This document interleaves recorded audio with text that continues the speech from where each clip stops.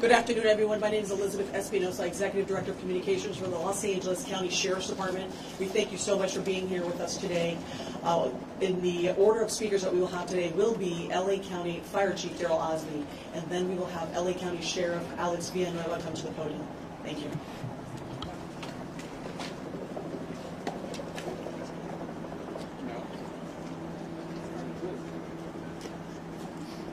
Let's go live with Chief Daryl Osby of the County Fire Department.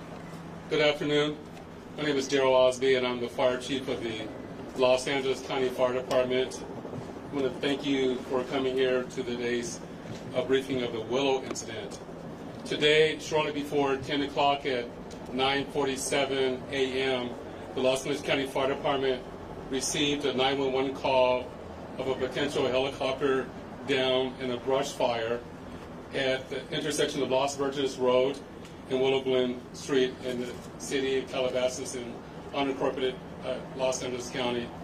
Upon arrival, our firefighters discovered approximately a quarter-acre brush fire that resulted from a crash on the hillside. The Los Angeles County Fire Department initial response was 15 pieces of apparatus and 56 personnel that consisted of paramedics, engine company, heavy rescue, truck company, hand crews, and aircraft, and a chief officer to oversee the incident.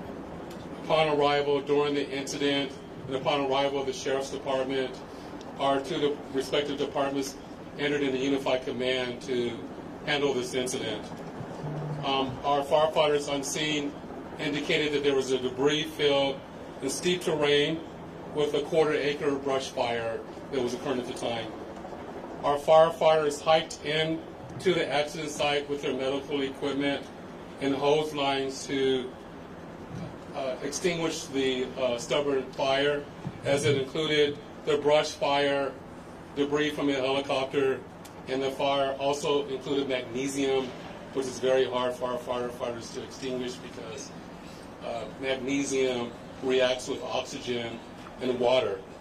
In addition to our firefighters hiking into the incident, we had one helicopter flying to the incident with firefighter paramedics on board. Those paramedics were hoisted down to the incident early into the incident. They did a search of the area for survivors. Unfortunately, all the survivors on board were determined to have been perished. Firefighters and hand crews worked to extinguish the fire while carefully preserving the incident for investigation. Currently, this investigation is still ongoing. I would like to turn this over to my sheriff to continue the press briefing.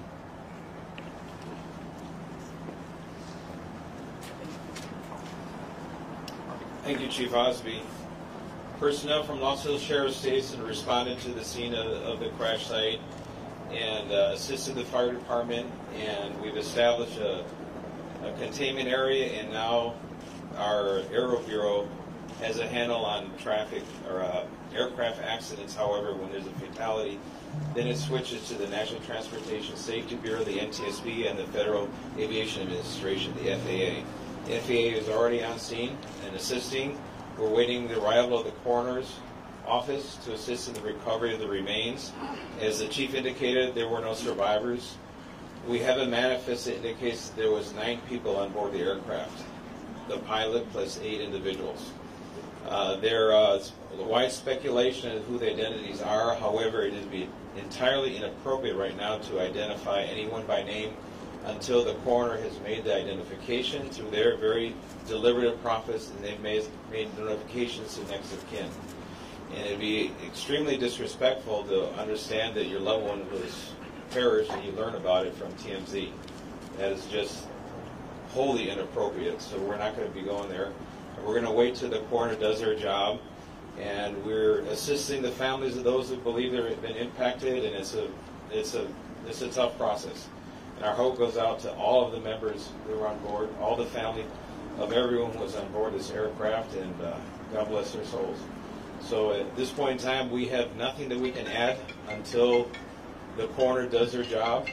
and we'll be making those notifications when we have the information and we know the next of kin have been notified. Then we can release the information publicly, and you'll be notified in subsequent announcements. Sheriff, there's the one manifest thing you says can 9 and 4. confirm. Does that Do we mean there were have a 9 bodies? confirmation actually of 9 bodies there at the scene? That is our belief, yes. So we realize at this point there are so many questions. There's a lot of information out there, and again, we understand. There's a lot of information that's floating, but we certainly have a responsibility and an obligation, out of respect, of course, for the families. And this is a very difficult time for us all, for the city. We have the mayor here of Calabasas, also city. We thank them for being here. And in fact, they wanted to pass on a message that for those in the community that want to gather here or coming to Calabasas, if you do, you are welcome to join others at the Dianza Park here in Calabasas, and the cross streets there are Los Hills and Las Virgenes. Also, the Sheriff's Information Bureau will be sending out updates as to when there will be, if there is one, a press advisory out, a notification of another press conference or any other updates through our Twitter. So please look for that. And again, we thank you so much for being here today. And again, thank you for your time. Elizabeth, Sheriff, please. Sheriff, we have more. Sheriff, just a Can you question talk quickly about on if it's mechanical sealing off the failure or area. weather? We know the NTSB has to be there to do that thing. Is the public going to be able to get anywhere nearby, or is the stretch of Las Virgenes going to be shut down for an indeterminate period of time? It remains shut down. Is it How really big of an area? Any idea? Still on Enough site? to keep it. Can you confirm there was heavy fog in the area? That's Daryl being